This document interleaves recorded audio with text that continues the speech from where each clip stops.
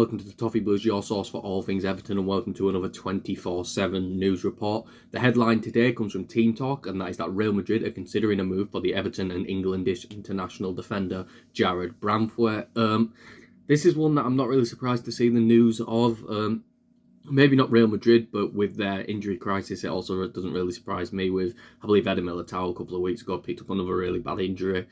But yeah, I kind of expected this to come over as we got closer to January, if I'm being completely honest with you. It's one of those where this was bound to come up. We're kind of seen as still cash-strapped until the Friedkins come in. And Branthwaite's someone who did have a little period of time where he was back and wasn't playing games. It wasn't a massive period. Of course, he played in the Brentford game, kept a clean sheet, which is another good sign.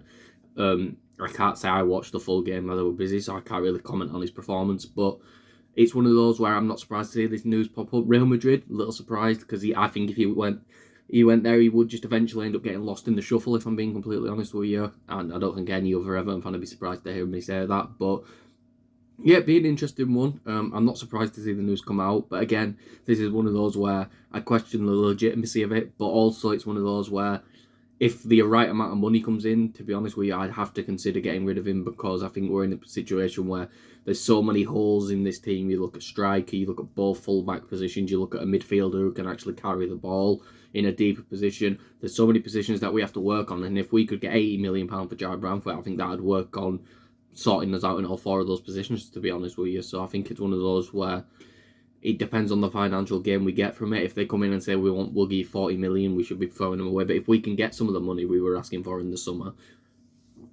which would be a surprise in January if we can do that, then yeah, I think we should. But also, I think Branthwaite's got the potential to be the best English centre-back on the planet. Very soon, he's got all the technical ability, all the physical ability, and I think, yeah, it's just one of those where this news of a player of Branthwaite's calibre is always going to come out. So it's just one of those where we'll have to see. And we also have, moving on, is that Premier League clubs and teams in Italy are interested in Jordan Pickford and have him on their radar ahead of the summer transfer window, according to Team Talk. The Friedkin Group's takeover of Everton is in the final that's for some reason patched together. But this is another one that comes out every year, and I don't really know what to comment on it. Losing Pickford would be a huge loss, but I'm not surprised if some top clubs are interested in him. In my opinion, he's one of the best goalkeepers in this league, and he has been for a while now. And I don't think he gets the recognition for it because he plays for this Everton side, which, unfortunately is a mid-table to relegation level team at best. So it's one of those where, and even last season he still kept, I think he was up there for most clean sheets in the league. He might have got the most clean sheets in the league. I don't remember correctly, but it's one of those that shows how fantastic of a manager he is, and I think how fantastic of a goalkeeper that he is. Definitely not a manager, probably a better one than what we've got now. But yeah, I think it's one of those where, again, we'll have to see. I'm not massively thinking about this one too much, and I think it's one of those where we have to see really where it goes from here. But again, I think losing Pickford would be a huge loss, and I think the club should be scouting around other goalkeepers just in case this ends up becoming a possibility, because it wouldn't surprise me if at one point Jordan Pickford does want to play Champions League football, and I can understand why he thinks that's not going to come in his career if he stays at Everton. But yeah, we'll have to see. And now on to what I was saying, is that the Friedkin Group's takeover of Everton is into the final stretch as manager Sean Dyche faces an uncertain future at Goodison Park. Team Talk understands that a decision is yet to be made on Dyche's future, with a strategic review of many positions earmarked to take place when they officially have the keys to the club. Again, that's from Team Talk. And I don't want to make this a full thing on should Dyche be sacked or not. I think personally he should. I think if you go on sites like FootMob and look at the team stats, it's a damning indictment of him. I do think some of them actually help his case. If you look at big chances, we've created the least, which again really paints him in a bad light. 21 big chances, but also 16 of those have been missed. So we've only been able to capitalise on 5 of the big chances that we've actually created, which I think is ridiculous. I think you look at a team like Liverpool. Liverpool have missed more big chances than we've created. Aston Villa, I get those are good sides, but it's a damning indictment, really, if there's teams missing more big chances than you're creating in this league. And if we I think it's pretty obvious. We're back to a point now, weirdly, where at the start we were free scoring, but conceding loads, and now we couldn't score to save our lives again. After that miracle run from Dwight McNeil's kind of ended, now I'm kind of teetered out. But I think it's one of those where, I just don't see a world where Sean Dyche can stay at the club and there not be a potential chance of relegation. I'm not against him staying. I do think he can turn it around. I think he showed that he can. You can lead this team to some success, and I think that's why he's been given the benefit of the doubt in a sense. But we've been so bad. We've won 2 games out of the last 10. I know we've drawn a lot of those, but at the same time, you have to be winning games, especially with this December schedule that's coming up now.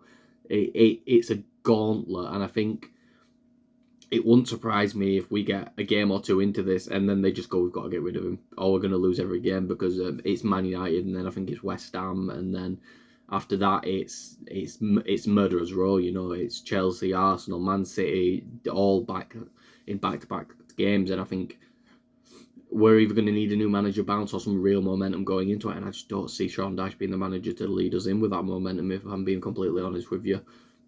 And that's the most I want to go into it, because I think stuff like this is for another full-length video talking about the whole Sean Dyche situation. But moving on, this is from the Mail, and that's former Everton manager David Moyes is reportedly a target for fellow Premier League side Leicester City. However, it is unclear if he would want the job, as it is expected he would be a target for Everton if Sean Dyche leaves Everton due to poor results. Again, another one, I'm not surprised. How many news videos in the past few years have I come on and spoke to you all about David Moyes? I could say it's probably a good 10%, which is probably more than you'd ever think I'm mentioning David Moyes. But it's one of those where, he's a better manager than Sean Dyche at doing what Sean Dyche does.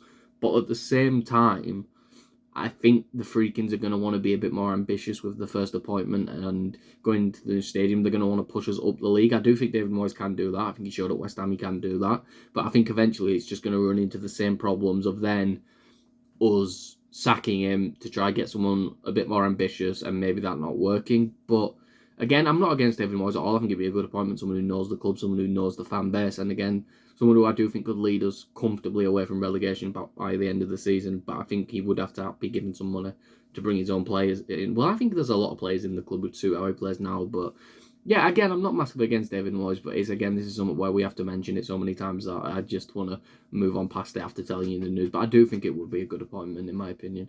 And the last bit of news today is that Everton defender Reece Welch is attracting interest from multiple clubs, as his loan at Belgian club KMSK Dines could be terminated. Sources have told Football Insider that Welch, who's 21, joined Dines on a season-long loan earlier this summer, but in a new twist, he could be allowed to leave the club if the cash-strapped side go out of business.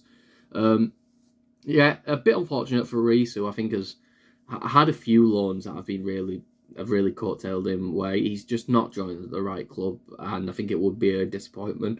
But hopefully, if we do get him back, we can get him out to a club who will actually look to develop him, give him some game time. And it's, again, unfortunate situation to see clubs possibly going out of business, but hopefully there are some clubs that could give Reece the game time he needs for the improvement that he needs, because at the end of the day, he's at an age now, 21, 22, 23, where he needs to see development, or the club are probably just going to get rid of him, to be honest. So hopefully we can find a move where he can really show his stuff as a defender. But that is all for this video. If you did enjoy, please make sure to like and subscribe.